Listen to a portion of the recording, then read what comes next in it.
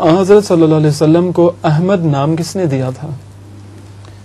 حضرت صلی اللہ علیہ وسلم کا نام احمد حضرت عیسیٰ نے پیشگوئی میں رکھا تھا.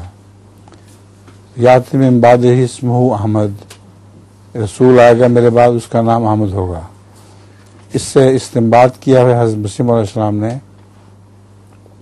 کہ آپ کی احمدی شان مراد تھی، اور آج جماعت احمدیہ جو کہلاتی ہے وہ اسی احمدی شان کی وجہ سے کہلاتی ہے.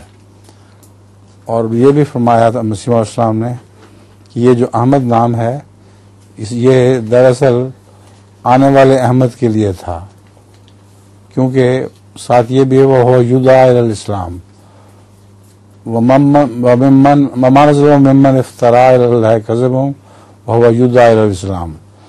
تو حضرت صلی اللہ علیہ وسلم تو خود اسلام کی طرف بلایا کرتے تھے. آپ کو کس نے بلایا تھا اسلام کی طرف؟ صرف مسیح موعود علیہ السلام ایسے احمد ہیں کہ جو اسلام کی طرف بلائے گئے تھے. تو حضرت مسیح علیہ السلام کا یہ استنباط اس سے ہے، اور استدلال بڑا مضبوط ہے کہ احمد سے مراد میں ہوں جو رسول اللہ علیہ وسلم کی احمدی شان کا مظہر ہے.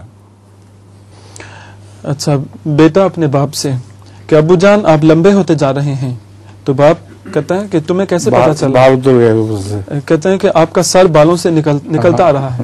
جی، السلام علیکم حضرت.